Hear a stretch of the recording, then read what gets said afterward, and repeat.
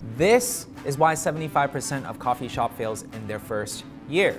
In this video, I'm going to cover the top 5 reasons why coffee shop fails in their first year, so then that way you can avoid them at all costs when building out your coffee shop. Make sure you guys keep watching. Hello friends, my name is Wilson, your friend in helping you build a profitable small business and a thriving food business. How many of you guys are looking into creating a coffee shop right now? Let me know in the comments below. One of the biggest dreams out there for everyone is to create a coffee shop. They think it's easy, they think it's simple, and they think it's laid back to do so. However, creating a successful cafe is way more than creating a good cup of coffee. You need the right business fundamentals, and that's the reason why you have to pay attention to the top 5 most common reasons why coffee shops fail in the first year. Let's dive right in. The number 1 reason why coffee shop fails is because of poor management. When it comes to management, we're talking about management of staff. That means people are hiring other staff based on just availability. They're not hiring people based on values. When you don't hire based on values, what do? You end up inviting bad apples, which poisons all your good apples. That means that you're inviting people to come in to steal from you. You're inviting people to come in to comp their friends, and thus jacking up your cost of goods sold. That means it's coming money out of your pocket. In addition to that, you're inviting a toxic environment in your culture. That means that these bad apples, they're gonna start talking and spreading rumors, and that turns into higher turnover. What does turnover mean? That means these people are quitting because they don't enjoy the culture that they're in. They don't enjoy the place that they're working in. And this would cost you thousands of dollars in hiring new staff, training new staff, and it is just a really, really big reason why coffee shops fail in the first place. In addition to that, when you hire based on the wrong culture, what happens is that your staff is not happy. When they're not happy, when they're not fulfilled and satisfied, this translates to their interaction with your customers, thus giving your customers bad experience. All in all, when you invite the wrong people in your organization, specifically the ones that don't match your culture and your values, that's a really big problem why people fail in their first year. The next problem when it comes to management is the poor management of inventory. When you don't order enough ingredients, you don't have enough to sell, thus limiting how much you can make. Vice versa, if you over order, you're gonna have a ton of spoilage, which increases your cost of goods sold. That means decreasing the money you take home and in your pocket. That's the reason why having proper good inventory management is so important to make sure that you are making money in your coffee shop. And finally, when treating vendors, a lot of people mismanage their vendors because they see them as people that they pay. They don't see them as partners that they can grow with, and thus they don't build a relationship with them. They don't treat them with respect. And thus, when these vendors have good stuff, they're not going to send it your way. When you need help with them, and when you need favors from them, they're not going to help you out. And that's the reason why having proper vendor relationship is so important. Case in point, we have a very, very good relationship with our vendors who are supplying us with cups. A few years back, there was a strike within our own area, and thus a lot of different bubble tea places didn't have cups to supply and to sell their bubble tea. But because we had an exceptional relationship with our vendors, the remaining stock that they have, we were able to get some of it, which allowed us to keep selling our products. That's the reason why having a great vendor relationship is everything when managing your coffee shop. The second reason why most coffee shop fail is because of bad location. When it comes to a coffee shop, it is really about the right location. A lot of times when you can secure a good location with high traffic, then the chances of likelihood of success is definitely much higher, because with a coffee shop, this is all about a volume game. You're selling a very low ticketed item, and that means you need a lot of traffic in order for you to be profitable, in order for you to pay for rent and labor. So if you do not have the budget to be located in a high density, high foot traffic area, then it really comes down to the characteristics of the neighborhood that you're in. Some characteristics that you need to pay attention to is the accessibility. Let's say if you're targeting high school or university school students, then you must be located near public transit. Let's say if you are targeting families, then you must be located in a place that is relatively safe.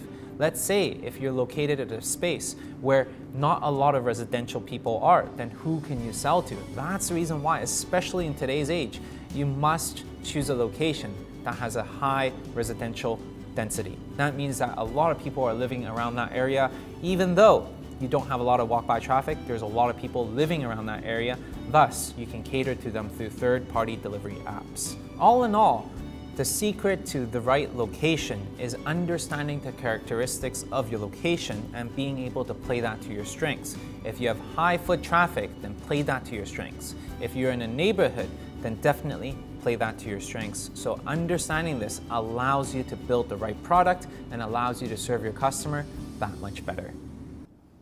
If you guys enjoyed this video and find value in this video, make sure you guys smash the like button and let me know this is the type of content that you enjoy. Now, back to regular programming.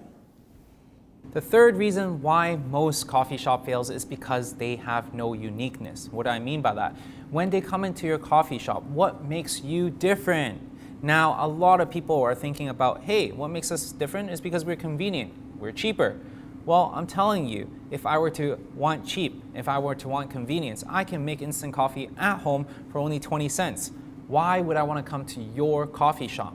You must provide an experience for me. You must provide something different that I cannot get anywhere else. What is that experience like? It could be something very magical. When they come in, there's something new every time. It could be something that's like home away from home. You get this feeling of, wow, this is a very comfortable place. Or this could be a very sophisticated place where you serve very specific coffee. At the end of the day, it doesn't matter what you choose. What matters is that you're occupying a specific mind space in your customer's eyes. And that's how you're going to be able to get lots of customers coming through the doors. Now, when you're thinking about how do I create this mind space and what are you talking about mind space? Well, we actually created an hour-long free masterclass, which you can attend in the link below, where I talk to you and share with you specifically how to create the mind space. So then that way, your customers will always choose you over your competitors. Definitely check it out in the link below. The fourth reason why most coffee shop business fail is because they don't know their numbers. So many people, they work super hard. They see money coming in. But at the end of the month, when they look at their bank statement, they're looking at $50 cash in their bank only. Or even worse, in the reds. That's the difference between a successful businessman and one that is not successful, one that actually closes their coffee shop in their first year. Do you know your break-even rate? Do you know your turnover rate? Do you know your average order value? Just imagine for a second how many cups of coffee you need to sell if all you're making is 25 cents per cup of coffee. That's a lot of freaking coffee you need to sell. And that's the reason why you must know your numbers, so then that way you know which levers to pull on in order for you to make more money. As an example, you can introduce complementary or replacement items such as bakery, spaghetti, food items, to-go items in order for you to be more profitable. That is one lever you can pull. As an additional lever, you can actually look at how much output per hour all your staff is doing. How much are they making per hour for you?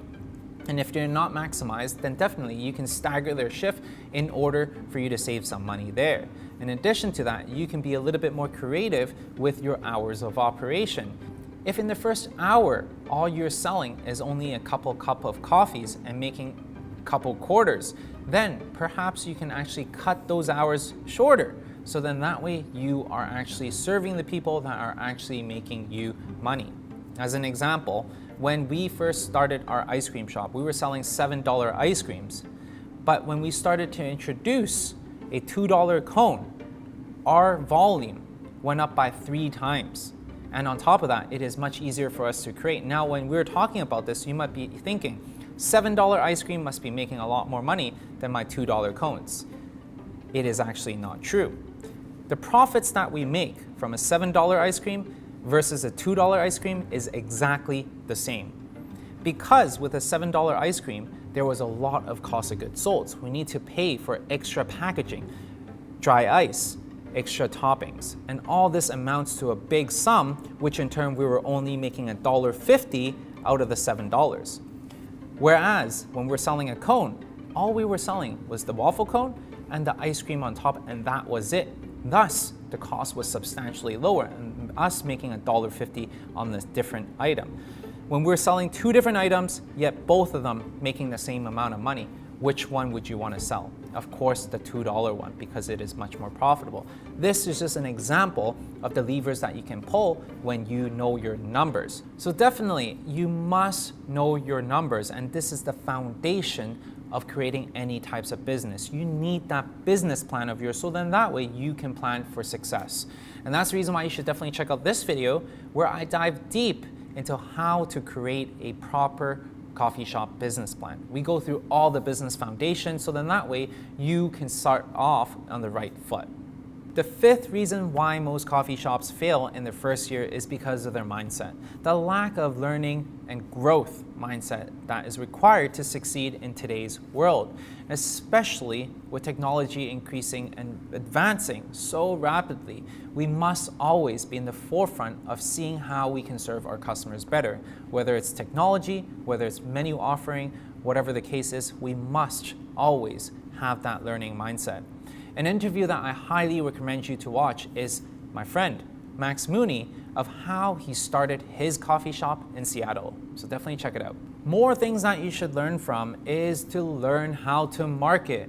Learn the latest strategies to marketing and reaching your customers, whether that be email marketing, whether that be Facebook marketing, Instagram marketing, SMS marketing. These are all things that are constantly evolving, so then that way you can better serve your customers. Another thing that you can definitely look at is to be involved in this industry and be involved in the communities who are actually giving you tons of value. So definitely being in the right mindset for growth and learning is very important for you to succeed in this industry. So there you go, friends, the top 5 reasons why most coffee shops fail in their first year. These are the items that you must avoid at all costs if you want to create something that is successful, something that you and your family can be proud of. And that's the reason why we created this free masterclass in the link below, which you can attend. This is a higher expansion of everything that we talked about today. We expand on how you can define your values. So not only are you connecting with your customers, but you're also connecting with your staff. So then that way you can hire the right people for you and your operations. You can actually start to connect with your customers. So whether you have a bad location, a good location, you can have people that support you over your competitors all the time. And lastly, we're going to expand into digital trends. We're going to expand into different marketing trends that is working in the world out there. So then that way you can explode in revenue. Definitely check it out in the masterclass that is in the link below. Once again, I really hope you guys enjoyed this video. If you guys do, hit the like button. Otherwise, I'll see you guys in the next video.